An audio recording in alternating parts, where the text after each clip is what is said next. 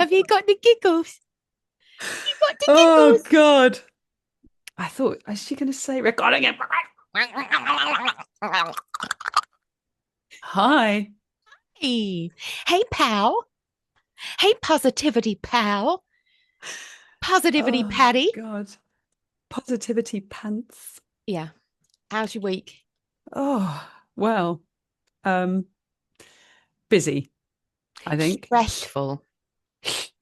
A little bit stressful. I think I probably had a week where I stuff happened, and you know how you have those weeks where you learn the hard way on things sometimes. Yeah. If that makes any sense, you just something happens that's out of your control, or you make a mistake and it blows up in your face, or kind of one of those weeks, really.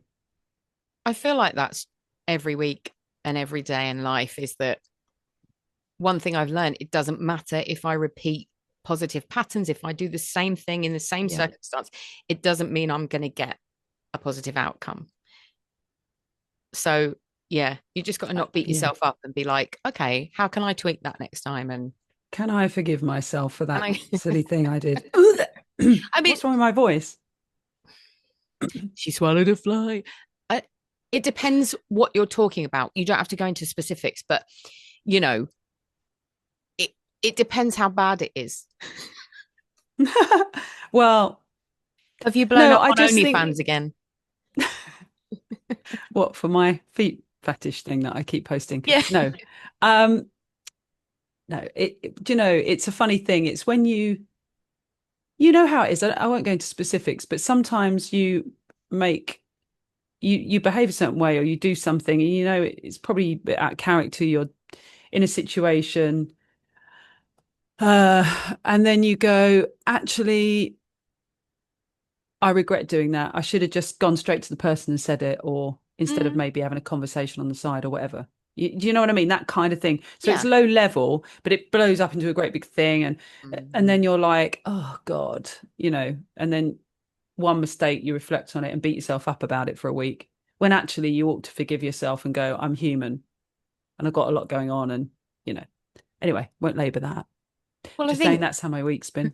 you know how I don't like to talk about my ADHD at all. No, never. Nobody knows. Or yours that I diagnosed you with.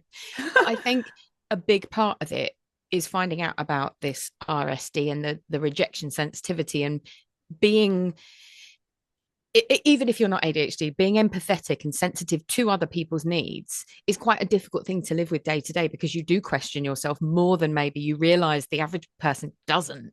Like Yeah, I didn't agreed. realize people didn't leave every situation questioning what they said and their actions and mulling it over and wondering about outcomes, and like I didn't realize that wasn't just everyone. So I think it's a real positive because it shows you care and you're not Yeah, just like, oh, you know.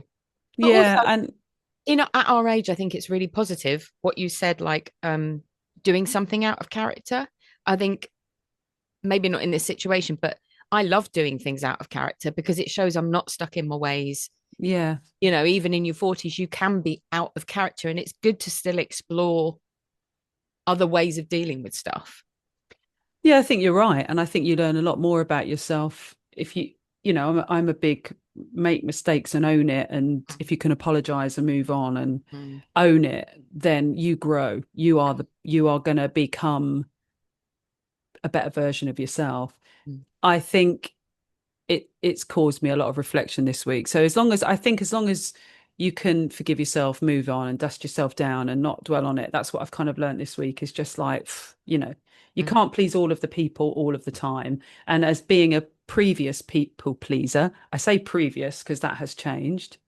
I nearly got that wrong. A Yes. pepper's a People, pepper. It's please, a pepper, people pleaser. open all hours. Yes. Um, I am in 2026 not doing that. Mm. And it's bringing about quite a few challenges, I think, because of it Mm. that I'm not used to, that you're more used to, because probably you're a bit more like, no, I don't care what you think. I don't know. I think a lot of the time, if you dig deep, people like me who on the surface come across like that are actually the opposite.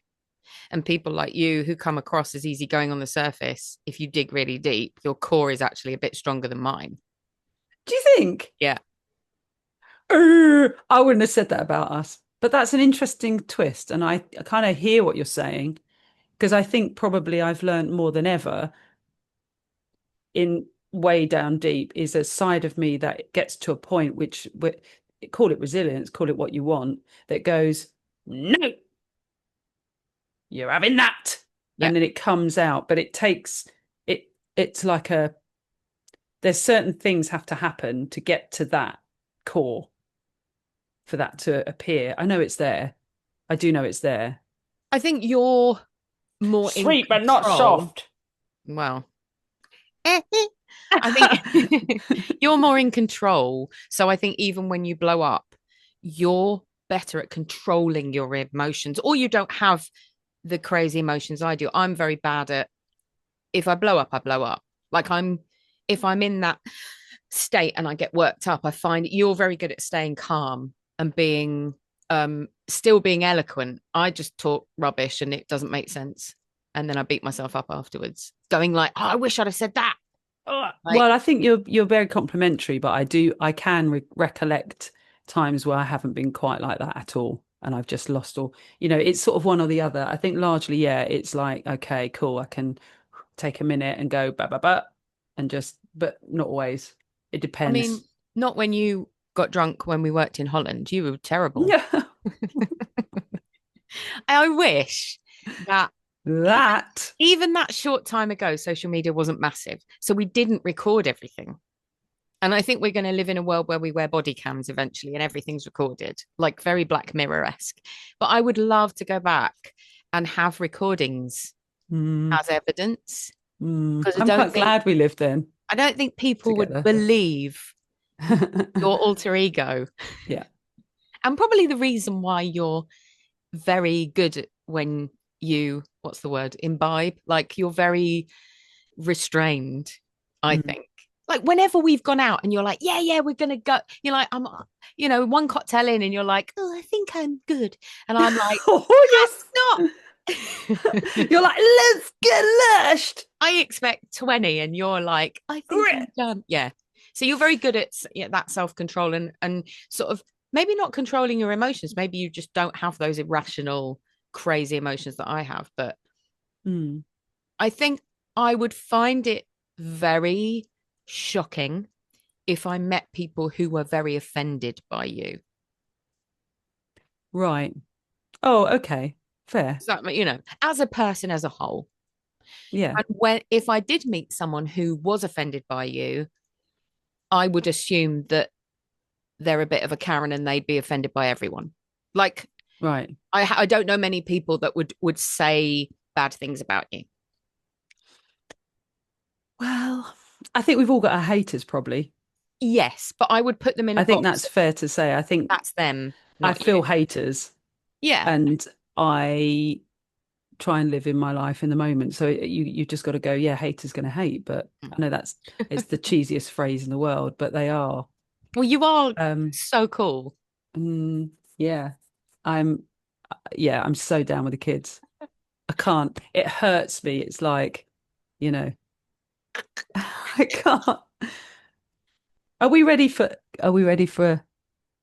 Why are you getting so close to the mic? Oh yeah. Are we ready for Crazy. that? Oh fuck off. Yes, I can't wait. I've been looking forward to this so much. It's the daily dose of happiness box. Yay.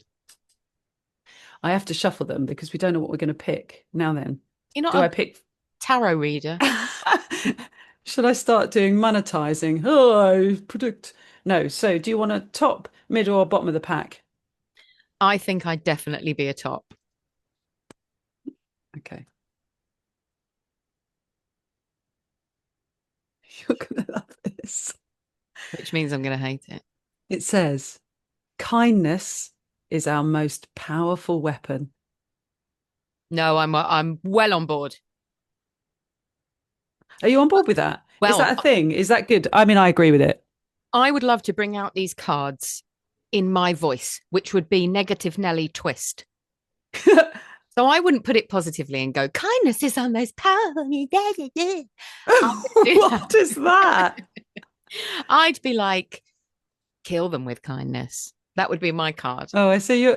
Do you know what you need to do? You need to bring out the slightly sarcastic happiness box.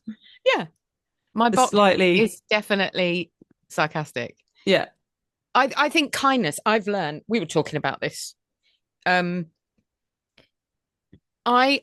adore the thought of being authentic. And I yeah, think that the search through life, those people who, when they're young, they're themselves, like they're so lucky or they've worked so hard, whatever. And I've spent my whole life like you're trying to find that real you, like what's the real me? And I know now, like authentically, I'm quite sarcastic. yeah. I know now. But also, It's, but also, I am quite fiery and passionate, and I yes, never you want to lose are. that. I love being like that, and I feel very sort of Mediterranean. You know, if ever I get in an argument, I just feel this bubbly, ragey passion about. Yeah. You know, or maybe not even angry, just talking about stuff. And I never want to lose that, but I have learnt that I do need to control my passion sometimes. And kindness is a great way of controlling your passion. It putting your side forwards with kindness This is, is so, we've got all these stock phrases that are popping out this episode. but do you know what I mean? I'm not I'm explaining going to myself very present well, it but with like kindness. if So I say somebody, this with kindness. well, I'm not going to say that phrase because I sound like a tosser, but I putting an edge of kindness on it works wonders. Hmm. I'm so excited. Are you Why? excited? Why? Because we have our first guest. Somebody likes us. No, I'm thrilled because it takes quite a lot of courage to come onto a podcast and be a guest. So today's guest is someone who works behind the scenes in the entertainment industry, a sound engineer who I know very well, who is a dear friend, and works to help create all of the wonderful experiences that audiences always and often take for granted. Mm. The extra essential member of the show. From live productions to studio environments, he spent years and years building technical skill, his creative instinct and resilience, we'll come back to that word, in a very fast-paced industry. But, and this is why he's here this week, alongside this craft and passion and loveliness, which you will all meet, his journey has included navigating difficult workplace dynamics. And we talked about that as well, including experiences of bullying and somewhat, I want to use the word toxic leadership, having chatted to him a little bit before. This is the first time you two will have met as well. So this is Don't know him from interesting. Adam, mate. Don't know him from Adam, you don't. He These are sounds challenges. lovely.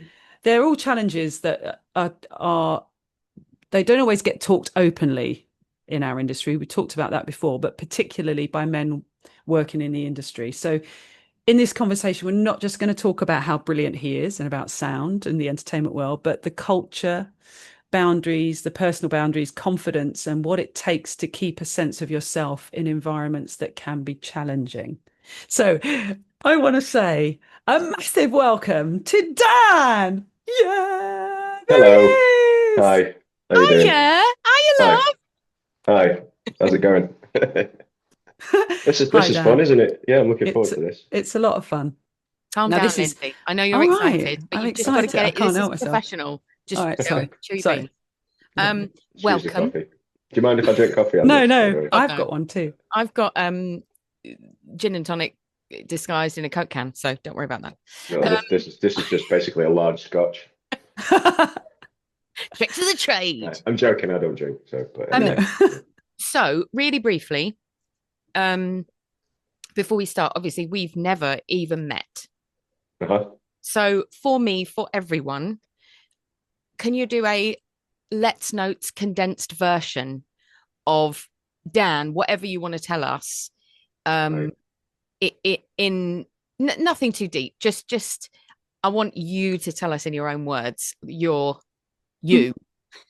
Okay, I'm a 47-year-old dad. I'm a professional sound engineer, semi-ex-professional musician.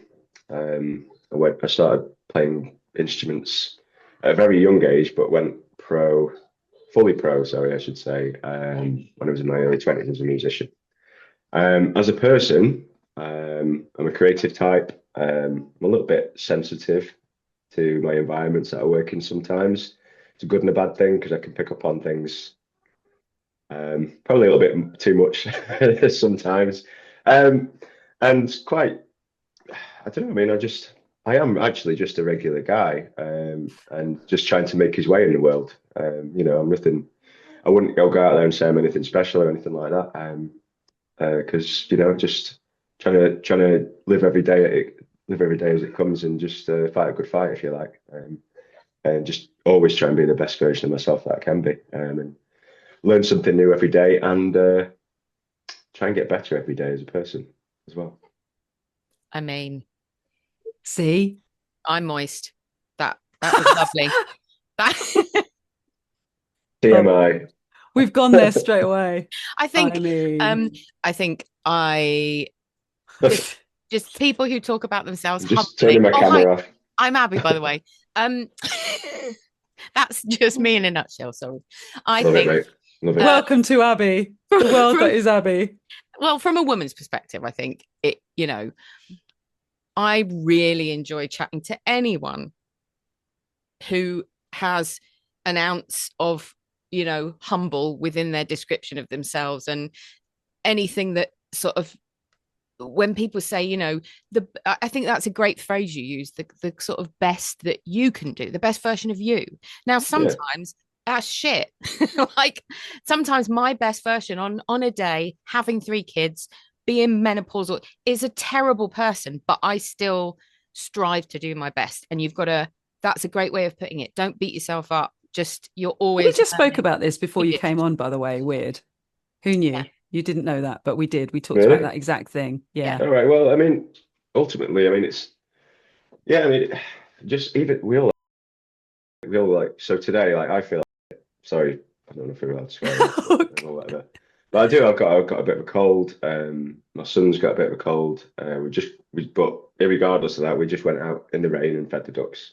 And ultimately, like, you know, you just got to put little things aside, haven't you, and just sort of crack on and just I don't know, like you say, fight a good fight, basically, and just, if you got bad shit going on in your life, just whatever, you know. Gotta just, I just agree with you, Dan. bat it off and just crack on, you know. And I think the great thing about having kids, the one gift is, I would say, you know, when you're having those awful days, and some of my awful days are when my ex has my kids and I miss them. That's my awful day. But when I do see them, like having those moments and creating that time, and like something, feeding the ducks is it's free. But it's so wonderful, and it makes you just go, oh God, who cares about all the crap that I'm worrying about? I've got this lovely little human that I can mold and shape and be there for and be a better person for. I think it gives you great purpose in life. Absolutely. Yeah, I mean, you're essentially creating the foundation. I mean, I can already sense in my son that he's going to be an animal lover, because he points at animals when he sees them. Dog, and he's only, what, he's 16 months old, and he loves watching the ducks and feeding them. And he's not old enough to throw bread yet. So give him a piece of bread and he just eats it. So it's like, right, okay, Yeah. Yeah. We're Sounds not, like me.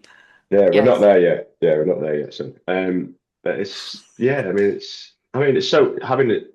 I was a little bit of a backstory on the children thing.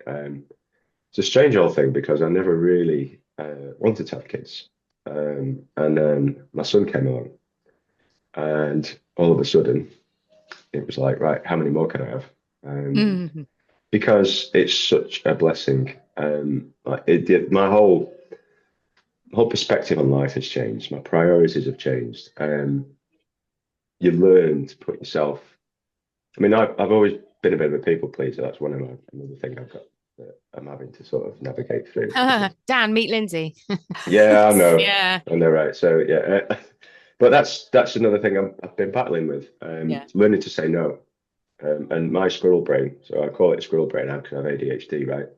So it goes off a complete tangent. So when I do this, You're just going to have to draw me back in and say, what was your first thing, Jan, that you're talking about? No, that's okay. I've got two of you to juggle. Well, I call it tree brain because it's like a Branches branch off. of a branch of a branch of a branch of a branch. Like it goes on forever.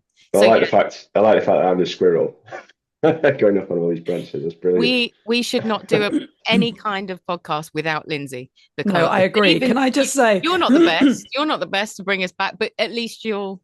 Even now, I would say we've skipped, but we've got to go back because we do a getting to know you segment. Yes. Okay. Before we go into stuff. Getting to know you, getting to know all about you, Daniel. Oh, that's so stagey. Oh my God. Yeah. So I was in musical theatre. Did I mention? Did you mention that? I ever tell also, you? You've never mentioned that you've got ADHD either. That's new. Or me? Or anyway, no, Abby. I'm right.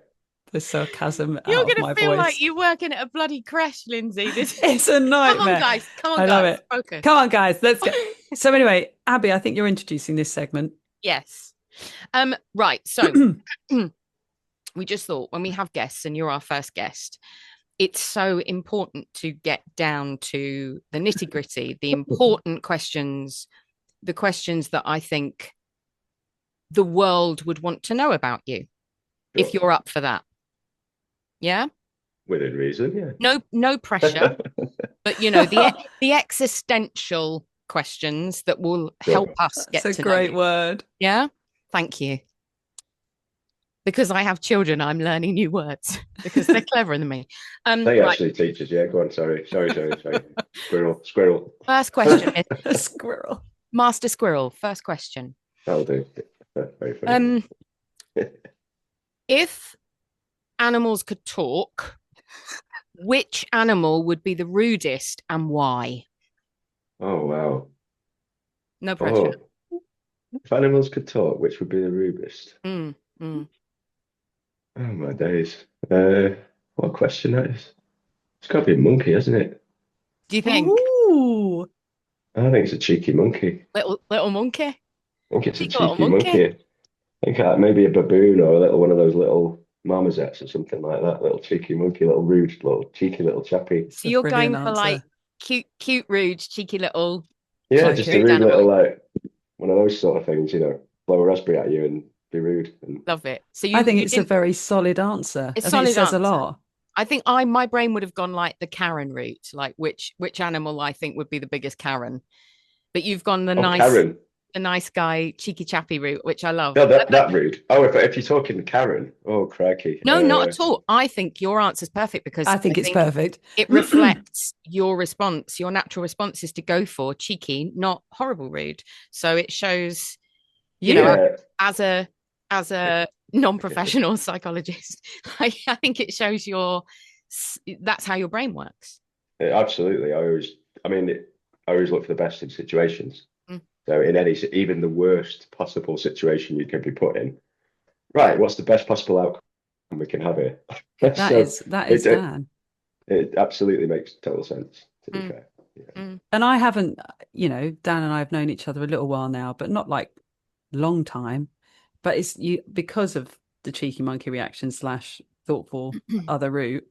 I have learned an awful lot because you're like, you've got Abby combined with all the loveliness of Dan being Dan. So that's why we get along. You've got Abby and then lovely Dan. I could see your brain working. You were like, right, I really want to say we've got this bloody woman who's a negative bitch.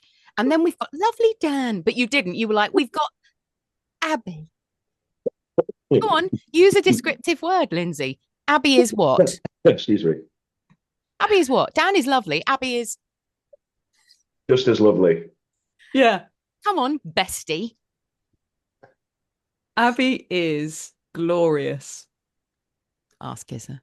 Right. It's true. That's what first came out. Also, I've got a very important question for Dan. Yes. Sure. It's really critical. So on Abby's vein of a getting to know you question, would you rather fight a horse-sized duck or 100 duck-sized horses? Horse-sized duck.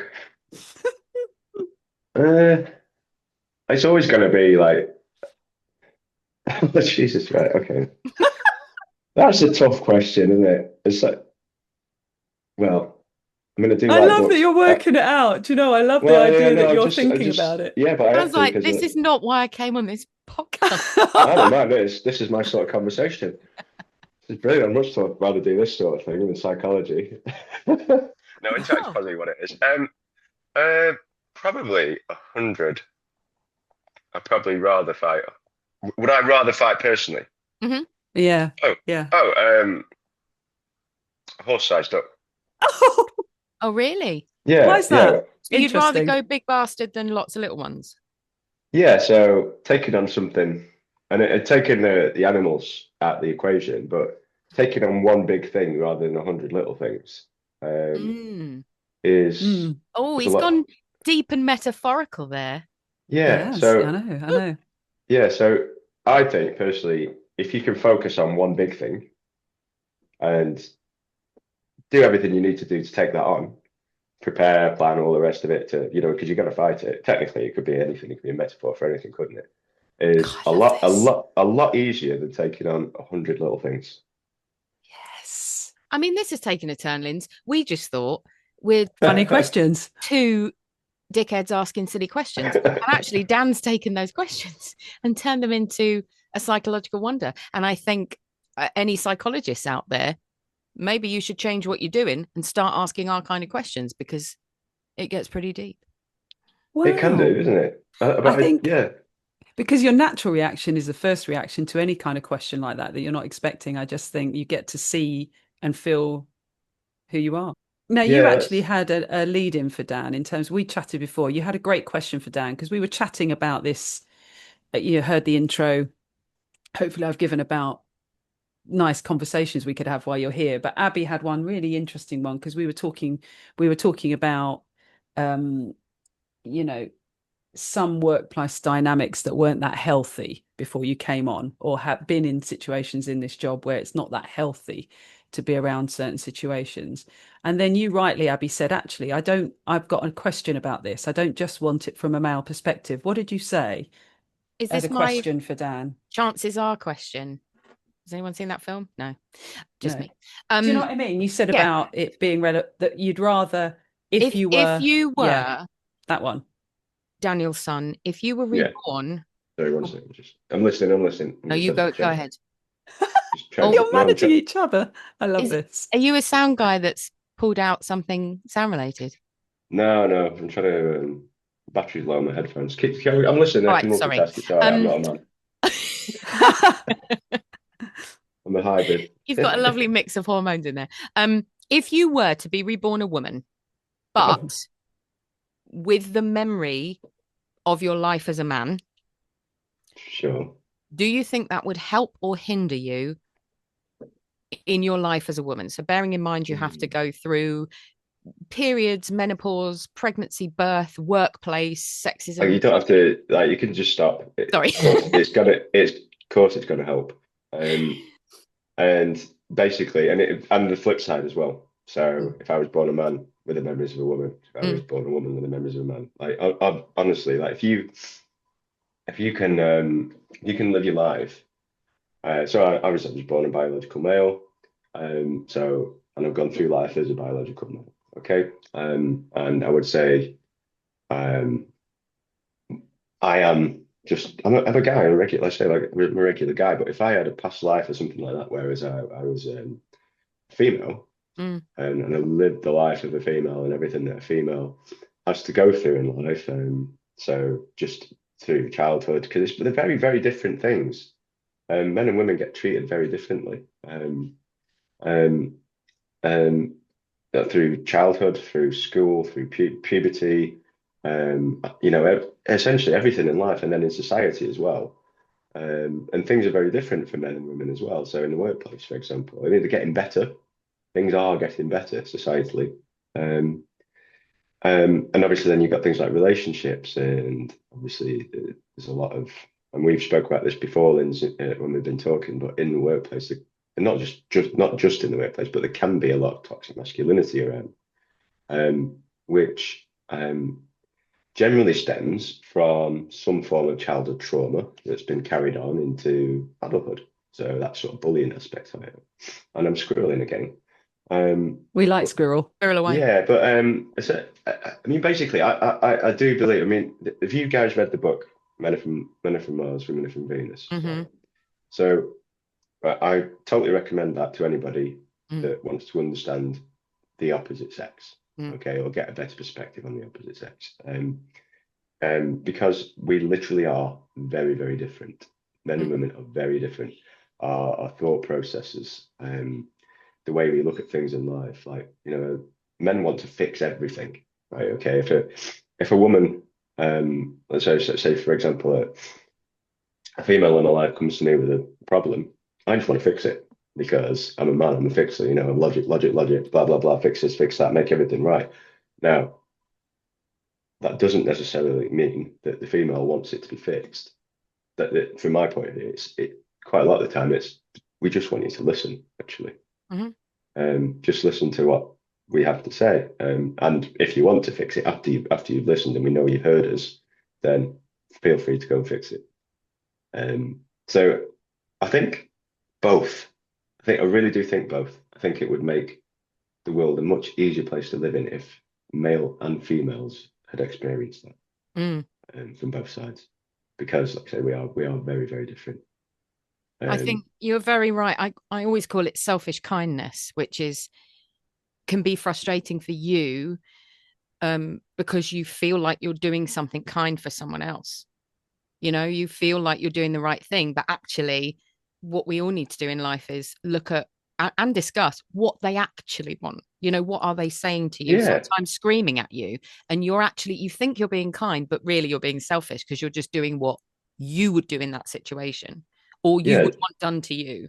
Yeah, exactly that. So you're just looking for right, I need to fix it. Something. That needs fixing. That's it. Whereas you're not actually looking at any underlying thing that you may be just not actually listening. You know what I mean? Just looking at the question, but it's similar to what you've asked me earlier about the duck and the horse.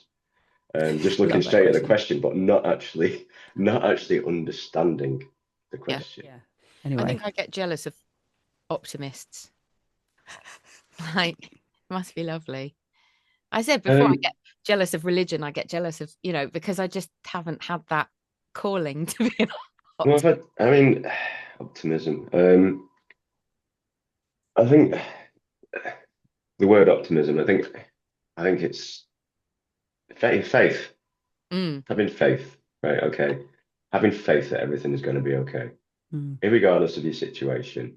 Like, I mean, optimism again is just another word, isn't it? But even if you're not, when I say faith, I don't mean like religion. Okay, I mean just having faith, just faith that everything's going to be okay, and there is enough good in the universe that everything's going to be fine and work out for the better. And I also believe that the better version of the person you can be of yourself, and the more good and the more love you can put into the world, the better that place will become as a whole. And I think we're all responsible for that, all of us, every single person on the planet. And I think if people think more that way, the world would be a much better place because there's too much negativity and hatred in the world. Well, I thought it's levels of self-awareness surely as well, because I was thinking, coming back to our question about these difficult workplace dynamics, I was going to ask you, Dan, whether you wanted to elaborate on anything that or a time or even just a point at which you realized work dynamics weren't healthy and, you know, there weren't all the things we're just trying to describe about being a better person. It depends on someone's self-awareness, doesn't it, in a space of how they conduct themselves, do you think? Yeah, I think so. There's been it's not just work, but there's been a few. I'd say a few. There's actually been quite a lot of moments in my life where I've been the victim of narcissism and the target for it, and that's because I'm quite an empathic person, quite a kind person, and I don't. I mean, if you say the word narcissist to a lot of people, we spoke about this, Linz. Yeah. Most people just think, oh, that's somebody who's very, very in love with themselves. They love looking at themselves in a mirror, that sort of thing. But when you actually understand what the word narcissist means and the psychology behind it all, and the fact that it's a personality disorder, quite again often brought on by stuff that's happened in the childhood, so childhood traumas and things like that. That's, maybe one of the parents wasn't around as a child, or they were bullied as a child.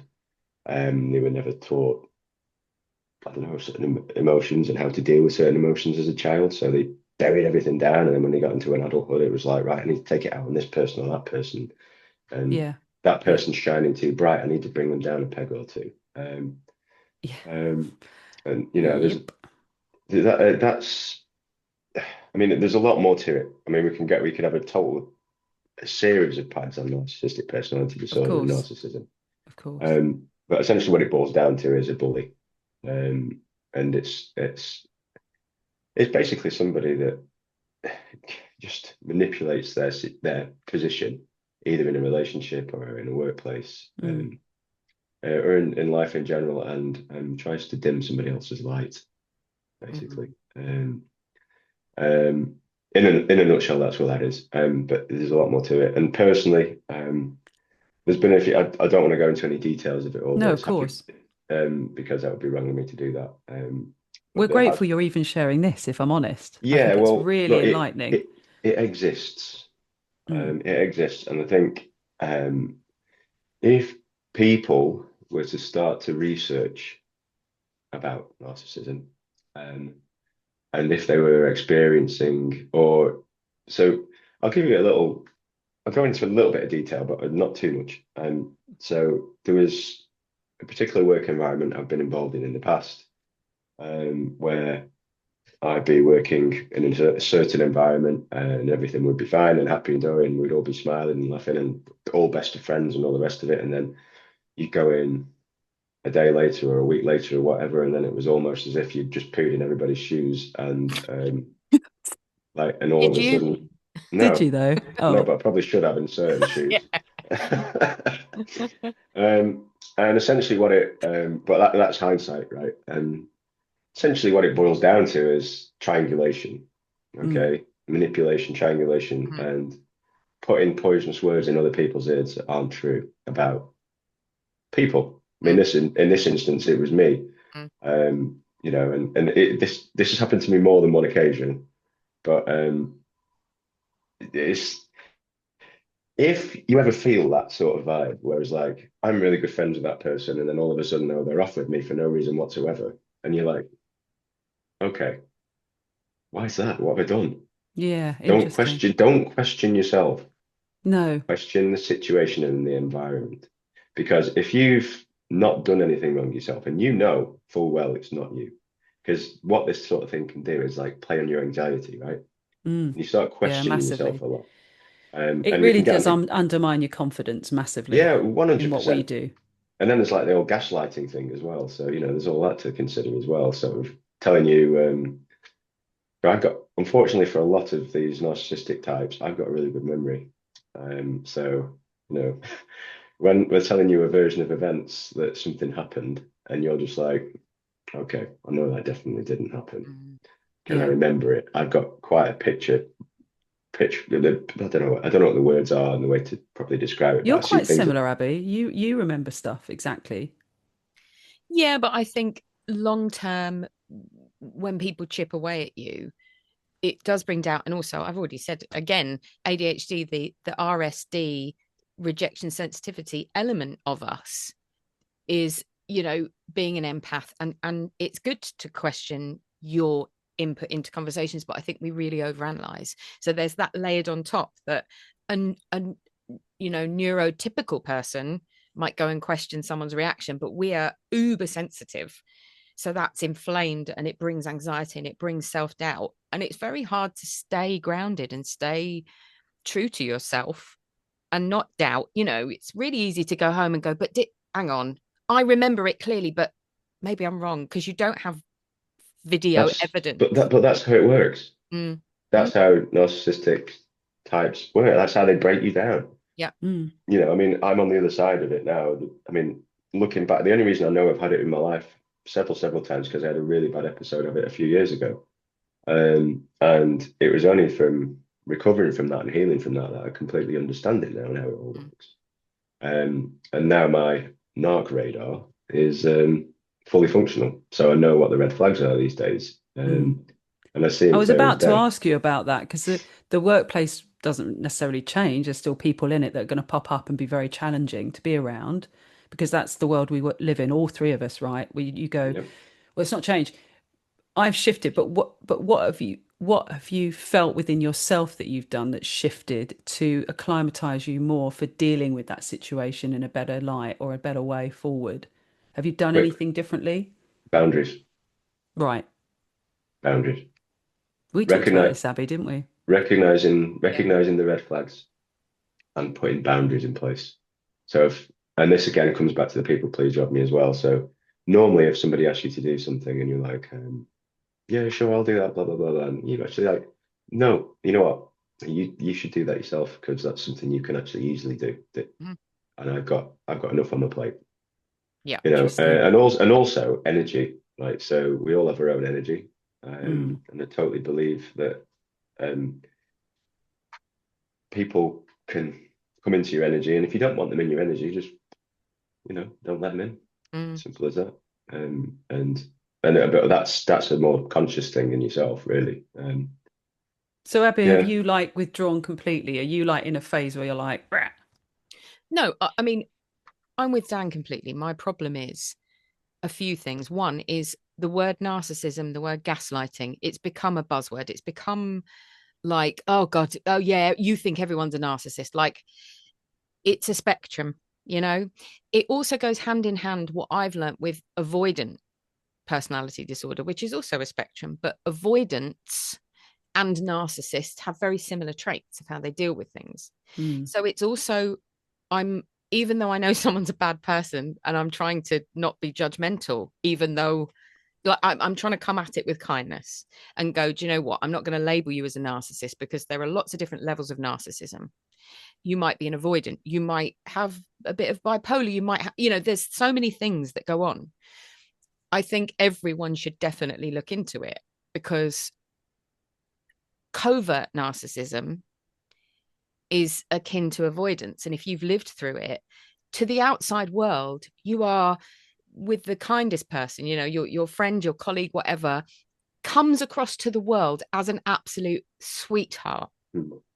They are still a narcissist or they are still an avoidant.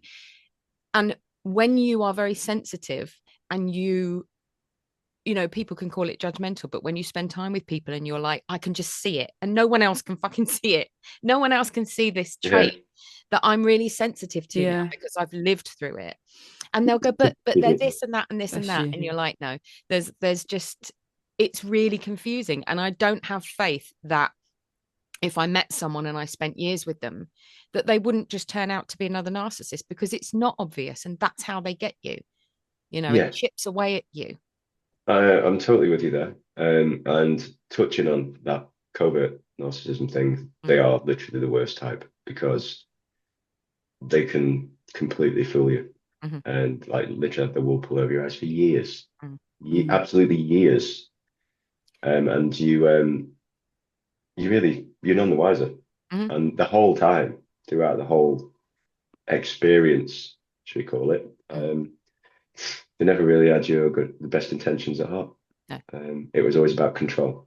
And if you do respond in a sensible way that you sound like you've come out of it and learned and you're responding in the right way, that doesn't keep your peace because they will still find a way to punish you. Yeah. Even if you respond with boundaries and they date boundaries, they'll find a way. They won't necessarily break your boundary, but they will punish you for having a boundary. Yeah. So I feel like the trouble with narcissism that people don't understand is you will never win. So you can have that, you do what you need to do in any situation, but I would say run a mile. So, but you're saying boundaries, but it's the same thing because actually, what both of you are equating to is if you've been through quite a lot of trauma and stuff, as well as whatever you're bringing from your childhood, which adds to it, adds to the pot. But I think now, if what we're saying is, if you're aware of it, a boundary could be, and is rightfully, if you want it to be with a certain type of person, run a mile. Mm, You don't have to engage at all. And yeah. I still think, I think in our work environment, there are certain things you have to say and do to people to kind of get on stage and do what you need to do. But that is it. It's ring fenced. There is a finite end to that. And I know you'd both agree with me in that. As long as you can operate and do the job, everything else outside of it is your boundary. And if you choose to go, I'm not going to interact whatsoever, that's okay, I think, if you meet someone of that ilk. I It think doesn't always work if they want, if the dynamic that's being pushed is that everybody's living happy clappy together and whatever. But generally, professional environments that I've been in with contracts have been get in, do your job. The rest of it's a bonus, but get in, do your job, Yeah. deliver, go home. I'd say, yeah. uh, sorry, Abby, do you No, wanna, you go ahead. basically don't give them anything, don't give them any supply. Mm. So, like you're saying, Linz, just get in, do your job. And if you recognize the sort of who the toxic one in the group is, just keep them at arm's length, basically. Don't give them Uh, any fuel. What they're after is supply, basically. I think that's what And I was going to say, is that I struggle figuring out professionally how to do that when you're a performer, and that person is sometimes or often the person that you have to kiss and be in love with on stage. It's the person that you have to spend 2 hours with on stage, Yeah. convincing thousands of people that you love them, you know.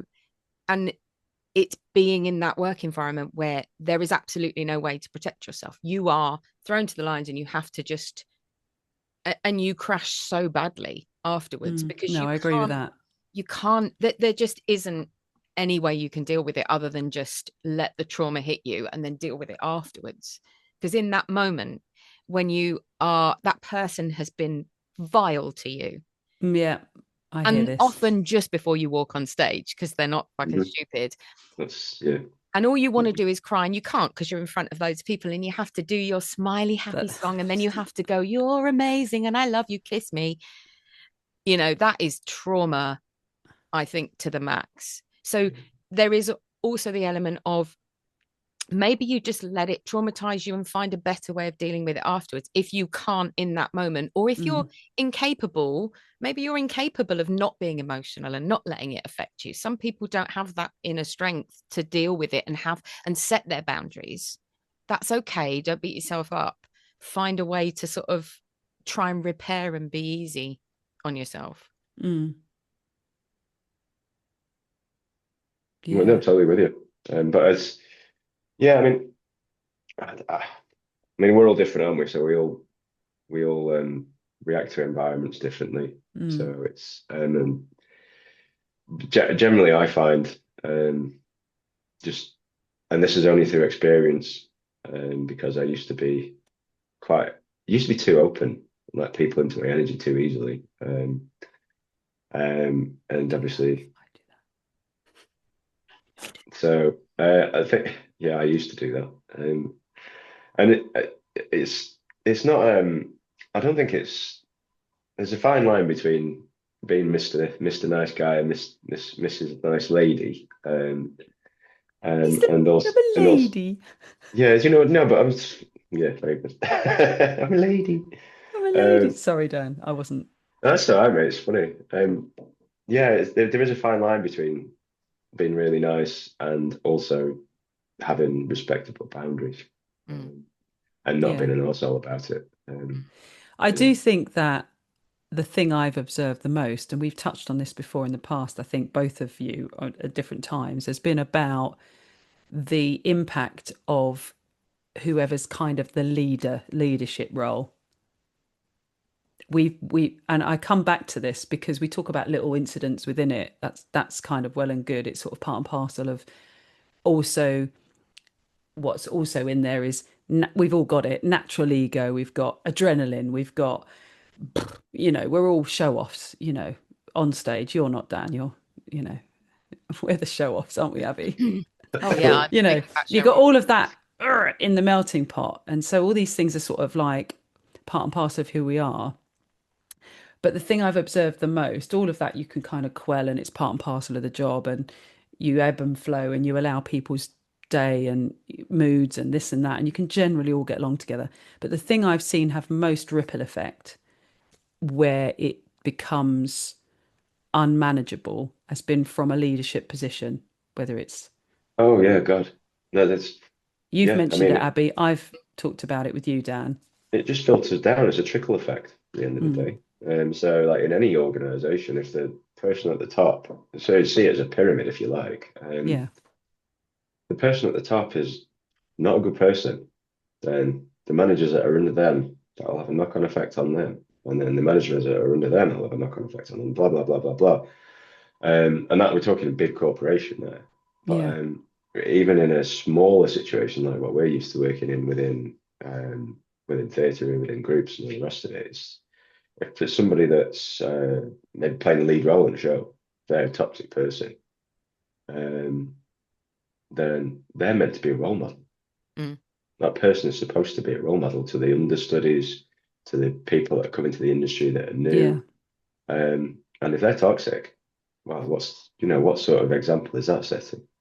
And it's For also people how do you coming. navigate that? Because say in musical theatre, I'm just talking out of context here, it's not specific or anything like that, but like you say it's a West End production or whatever, it's sort of part and parcel of what the environment's like. How is it being dealt with? It's kind of not, is it? I mean, it's just left unchecked, isn't it, at the minute? People are scared to stand up to things, aren't they? I think I so. think I think with particularly the entertainment industry, I think even if you're sensitive to these energies and these type of personalities that are toxic, if there's a leadership role there that's toxic and you're working for that person, you're just gonna let it fly because you really value your job. Yeah, I was going to Um, say that. I think we can all kind of talk round it, but ultimately, if you're under that structure, your voice is to some extent, like you said, you protect your boundaries and energy, but you might as well just hit mute for yourself because I think there's very little room to go anywhere else with it if you're under a pay structure. yeah, yeah, particularly if you're not established. So Yeah, if you're new to the industry, and yeah, you're coming in and you recognise this. Say you've been like I was for most of my life pretty naive, and that was only because I feel like I was lucky in a way that I managed to navigate through work. I mean, there was a few things, but generally I had good people around me. And yeah. then And I would say largely, like if we had a percentage, if we all had to say a percentage of what's been good experiences versus bad, what would you say? There's a good question. self, so oh, I'm self Well, pumping. that's a good question, Lindsay. That's a good Well done. question. Well done, I me. mean, looking back, and this is for me. Yeah, all Yeah, of us. Yeah, well, one okay. each. You go first, Abby. Or like percentage of like nice people So versus nasty good. people. No, I think we've all had very long careers because we're all Yeah. marvelous. If you had to say over your career, the percentage of nice experience versus not nice, that's how I would frame it. I would say because I was so lucky to work for many years for a company that, for all their faults, did try and employ quite nice people. A lot of my experiences were nice. The trouble is, and it's a bit like we've talked about one bad review, 100 good reviews, you focus on the bad review forever. It just takes that one toxic person out of 100 to ruin the entire job for everyone. So it's Mm. very difficult to weigh that up. I could be in a job, the entire company, crew, just fucking gorgeous. One person, I will look back on that job as horrendous. And everyone will say, oh, awful job, couldn't wait to leave. Because that one person, I did Rocky Horror.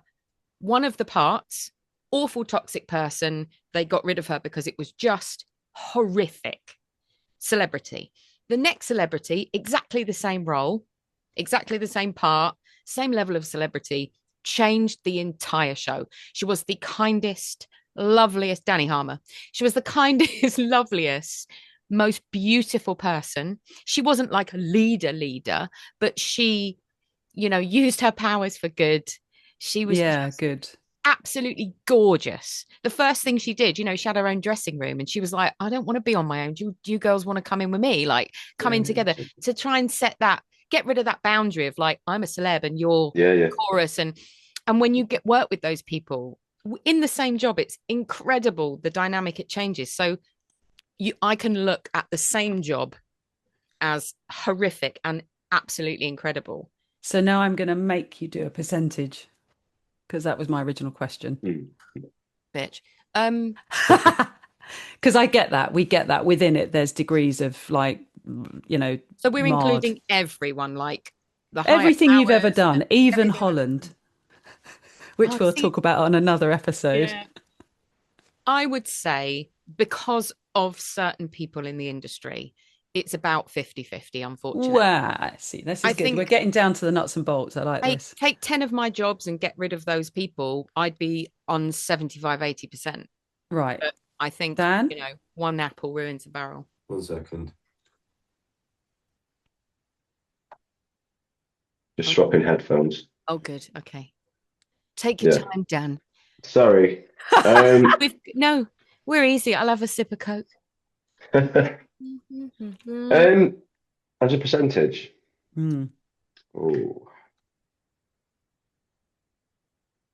I wouldn't. I mean, I don't think it's as low as 50-50 for me. I think if I'm looking at if I'm looking at people as a whole, is that situations, Abby? So places you've worked in. I said all the jobs, didn't I? I said basically all of the jobs. The whole, the jobs, the experience as a whole. So all the people and the venue and like everything. Whether you come away from that job going, do you know what, that was pretty good, or I wouldn't do that again. Right. As a career percentage. I know this is a really tough question, guys, but it's an interesting one to have to answer. Guys. I'd go more 80-20 personally. And that's the sort of part of me that's always looking for the light in everything. And even though it might even be higher than that, but even though there's nearly every environment I've ever worked in and every situation I've ever been in, going through childhood, school, social groups as an adolescent, education, higher education, first job, graduate, good job, career before he decided to change, all that. Every environment I've ever been in, there's always been at least one person that's like questionable. Okay. And how you maneuver yourself through those situations determines whether or not it's been that 50-50 situation or that 80-20 situation. And how bad of a experience you had, and looking back on it, like you said about leadership, it depends on whoever. I mean, this is another trouble with our industry and ego. There isn't really a top dog, really. Like you could go on forever, couldn't you? Even the owner of the company is governed by someone who's governed by the government. So I think everyone with egos is struggling to hit that position. I could talk on leadership quite a bit. If you get good leaders, in your experience, have you had a good leader who has seen that toxic person and has done something about it?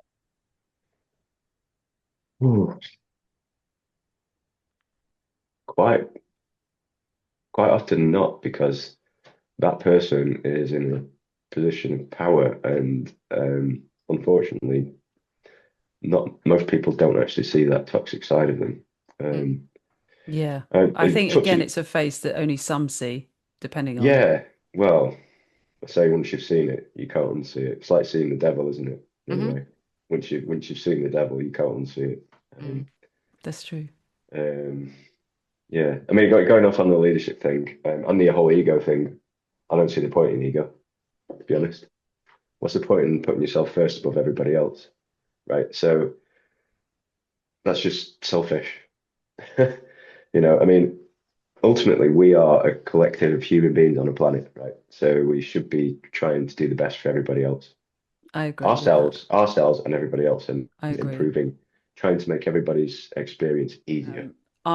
I'm rereading that book actually because I think I have to read it in stages because it's like quite a lot to take in. But for I my didn't know you little could pea read. brain, I know. Amazing. Shocker. Just thought you were Um, boop, boop, boop. One of them.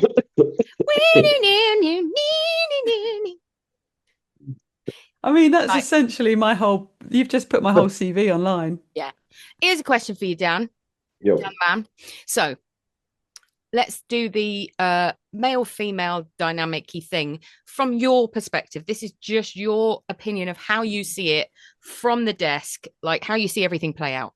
Also, I'll just say opinion because we have people challenge us, don't we, on our Oh, it's all just your text. opinion. It's all Like, just our opinion, this nothing's podcast, wrong. guys. We're not pretending we know it all. And our Just opinions saying, might change. disclaimer. This is why we like yeah. guests, because it will change our opinions, hopefully. Yeah. Like, that's what I hope. But anyway, from your perspective, my problem is words, like ego. Like, that is a very difficult word, isn't it? Because from my experience, people would often put that word on a female when you are just standing up for yourself. Like diva, that's a great female word, isn't it? That's an equivalent. You're being a diva because you've said, hey guys, sorry, stop. I can't hear anything in my ear. Can we just take a second and can we just go back? That is often, as a female, you're a diva. You're a pain in the ass. You just need to quiet down. You've got an ego, you've got this, you've got that. Whereas I've seen male counterparts say the exact same words in the same way and be treated differently. I'm Agreed. sure it also works Absolutely agree with both this. ways, that women get treated softly in some situations where men get treated harshly. Yeah. From your opinion and how you see it from the desk, in sort of a sound check scenario, do you see a difference of how, let's just talk male and female gender here? Personally, no. So I mean, that's a really good thing that you said about I can't hear it. That's not being a diva. So being a diva is asking for things, really unreasonable things. Mm-hmm. Like, oh, can you do this for me? Oh, can you do that for me? And that to me is a diva. Like when it's something really simple, like can you turn this on? Can you do that? And it's like it's right there, do it yourself. You know. But for simple things like, oh, my in-ears aren't working, can we just stop sound check a minute? I need to get this sorted out. That's not being a diva.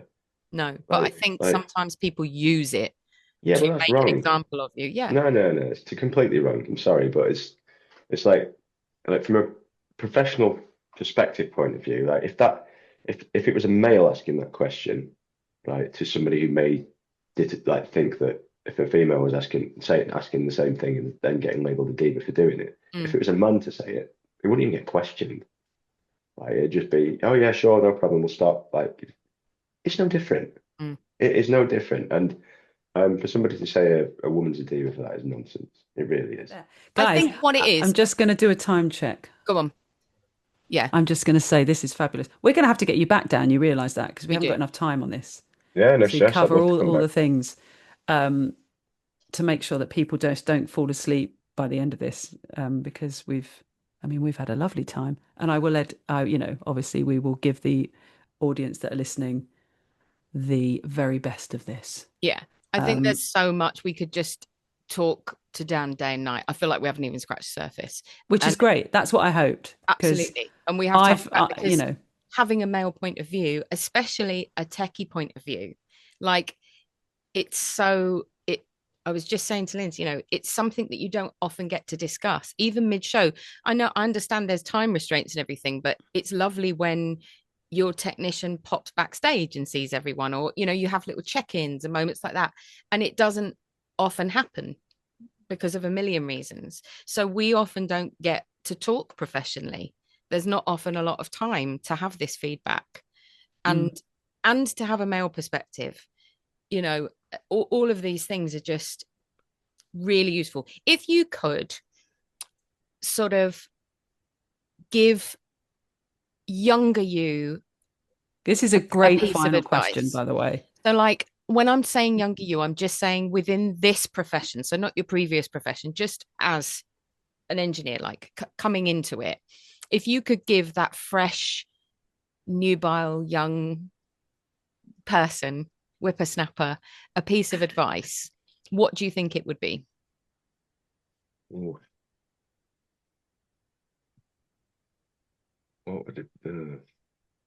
Good luck.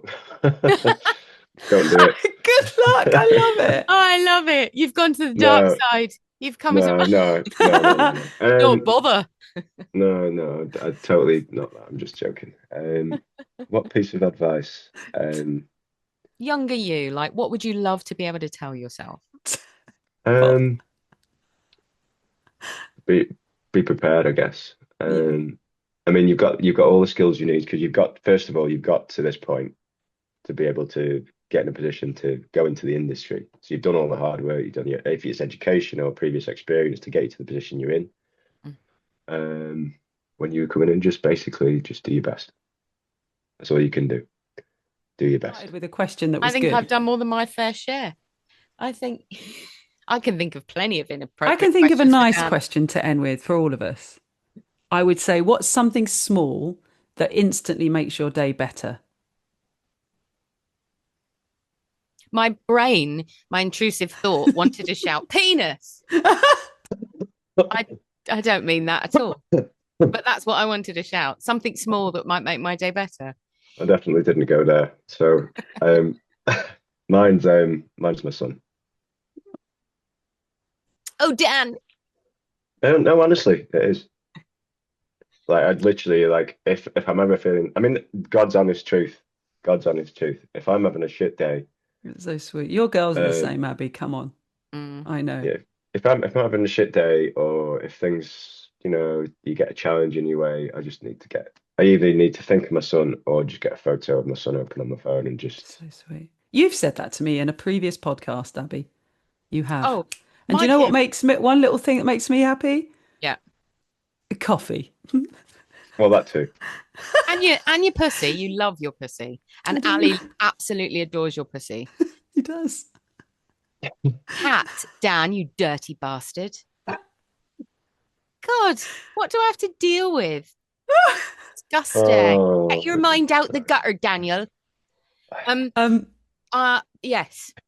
I was going to say, before this podcast ends, I do want to thank you, Dan, once again for being here. We are going to ask, even when the podcast finished, we should ask you to stick around for a little bit. Yeah, sure. So I will. But if you want to find out all things about Dan, go to www.dm/pro/audio.co.uk. You didn't have to do that really creepily. I did it creepily, I know, but it's that thing about, look, Dan is fabulous. He's fabulous as a human being, as you've all discovered on this first pod. He will be back. But for anything that's sound related, top notch. Check this man out. I will add links on this episode so you can follow him on Instagram and everywhere else and find out what he's getting up to in context, because it is crazy fun. I think that's fair to say. So yeah, thank you, Dan, for all this. God bless. Thanks for that. You didn't need to do that. That's very nice. Well, I just, there's a context for everything, isn't it, for all of us? And I think lots of people who listen in would want to add or listen to the journey or have a contact or even maybe sometimes reach out, because what we hope to come out of this podcast is that we'll either get challenged, which I have been, on issues that people don't agree with, or they will come to me in a quiet moment, more often lately to my face in person, and quietly say, just one-to-one, I listened to XYZ and it made me really laugh, or I listened to this podcast and you said something which really helped me. And that's all you can hope for, isn't it, in life? And I do want to remind you, Dan, that we do have 14 followers. So if talking about your career and your website is monetized in any way, in the contract you signed, we do get a cut of that. So just warning you, any further work that goes through, so what was I saying, .com.co.uk.org, we will take our agent fee. Commission. Is there anything you want to say, Abby, finally, before I finish this podcast to Dan? You've only just met, so I know. All right. All right. But you've just met me, Dan, and you've listened to the podcast. If you could describe me in 3 words, what would those 3 words be? This is so good. And then describe Lindsay in 3 words, and then Lindsay gets to describe you, etc., etc.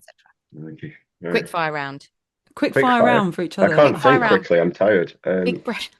And he's not well, you know. Oh, Yeah, God. exactly. My brain doesn't work like that when I'm ill. We should do No. an Mm. ADHD quickfire on every I Oh, pod. agree. I Kind of can't. force I yourself. really, Yeah. really can't give you an answer. See, So I don't want to be. Do you know what I mean? Sorry. so for your delight, I'm going to describe both of you in three Yeah, do words, it. right? I'm going to start with Dan. Okay. Zen, kind, thoughtful. No, I want another one.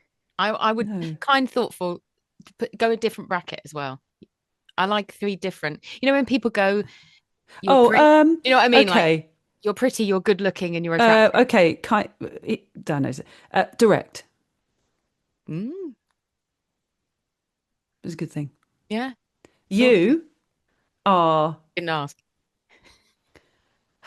crumbs. There's so many words, and I've got to condense it to three. Twat, twat, You, twat. no, no. You are, um, Juicy. you are passionate. You are loyal, Yes, Slins. and you are incredible. Okay. I like that. I mean, can I? So Yeah. I will. I will. Now I've had a little bit of time to think about We this. can edit this. Don't worry, Yeah, Dan. right. No, it doesn't. You can stick this back in, right? No, but I would say, Abby, funny, uh, lovable, and a shining star. Oh, Dan. I But that's, jizzed. I jizzed. Oh, God. but that's your energy. That's what your energy is telling me. I'd say, Dan, you were an onion. And I love an onion. Many layers. Hidden, hidden layers, not in a bad way, but I As long think as it doesn't bring tears, that's fine. Unless the tears of joy. you just put a spoon in your mouth, you'll be fine. Yeah, exactly. Or a bit of bread. No, I think you come across as all those lovely things, but I think it would be great to have you back because I think there is a depth to you that, like you said in your career, you have to learn to